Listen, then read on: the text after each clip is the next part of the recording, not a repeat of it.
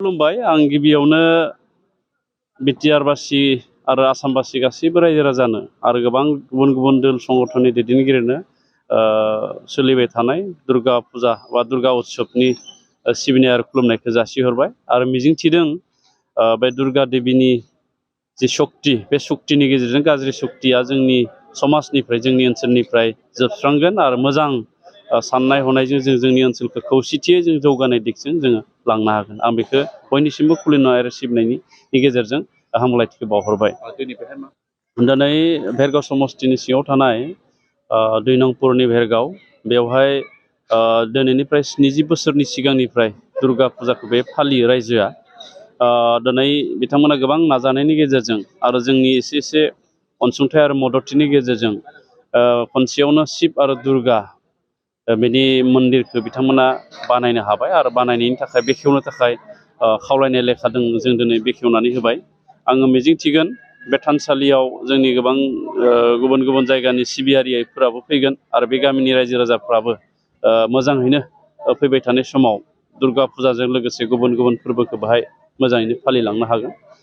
दिनै बेयो फोरमान जाबाय जे रायजो राजाफ्रा खौसेथि थायोब्ला मोजां सानखांथि थायोब्ला गोब्राब खामानिखौ मावनो हायो आरो रायजो राजाफोरनि साननाय हनाया मोजां जायोब्ला सरकार बा गुबुन गुबुन समाजनि गावखौ गायसननो हानाय सुबुंफ्राबो सहाय सहयोग खालामनो थाखाय आवगायो। दा ओंखायनो बयनिबो नोजोरा जुदि दाजाबथाय जायोब्ला जौगानो थाखाय जोङो बांद्राय सम नाङा होननानै आं बुङो।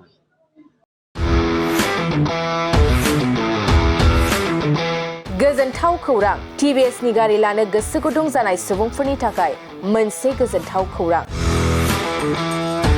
चिरां जिल्ला बिजनीनि बागुरुम्बा टिभिएस गारि श'रुमा नोंथांमोननि थाखाय दुर्गा फुजानि धामाका अफार लानानै फैदों। बाइक आरो स्कुटि गारि सालायनो मोजां मोनग्रा रायजो राजाफोरनि थाखाय बागुरुम्बा टिभिएस गारि श'रुमा धामाका अफार होना नोंथांमोननि गेजेराव मोनसे मोजां खाबु होगासिनो दं। बिजनी स्टेट बेंकनि साखाथिनि CRPF केम्पनि उल्था सोनाब फारसे थानाय बागुरुम्बा टिभिएस श'रुमाव डाउन पेमेन्ट होनानै नोंथाङा टिभिएसनि गारि लानो हागोन। नोंथांमोना बागुरुम्बा टिभिएस श'रुमाव फैनानै नोंथांनि लुबैनाय बायदि टिभिएसनि गारिखौ लांफैनो हागोन।